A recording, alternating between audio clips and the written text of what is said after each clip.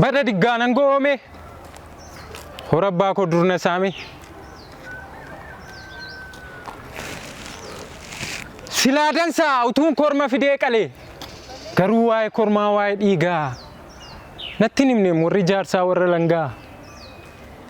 dhugaa waaqaa dhugaa lafaan dhageenye gurraan qabu korma qalmaa siin qabu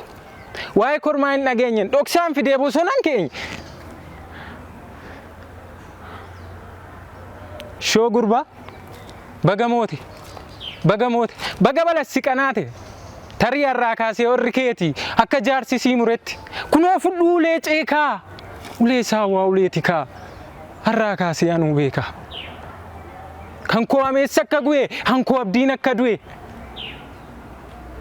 hankoo niitiin kallee hin qabdu hankoo maatiin cooma waaddu kee ijoollee naannan dhudhaati kan koo beelaa wal gajaati kee qomoon abbaa horaa koo qomoon abbaa garaa kee ijoolleen abbaa karraa koo ijoolleen abbaa daaraa ankee niitiin dibattu koo niitiin saakachooftu kee saawwi gabbataa koo saawwi huqqataa kee ijoolleen hunattu koo ijoolleen gubattu kee karri muddamaa koo karri xuuxamaa kee bassaan galaana koo dubbiin fallaana kee egereen qabbanaa koo egereen dukkana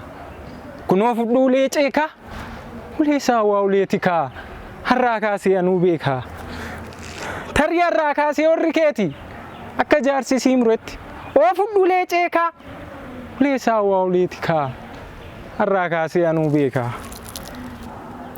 kee qeen akka boone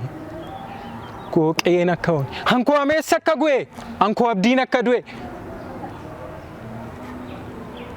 jiruun keessan bagoof kale garuu korman qabu ittiin qalu morman dhabu hora dhabee been galu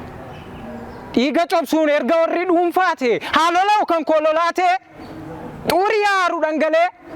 gaafa xiiqii gaafa qalmaa anuu korma dhiiga cobsuun erga warri dhuunfaate haalolau kan kololaate xurii haaru dhangalee gaafa xiiqii gaafa qalmaa anuu korma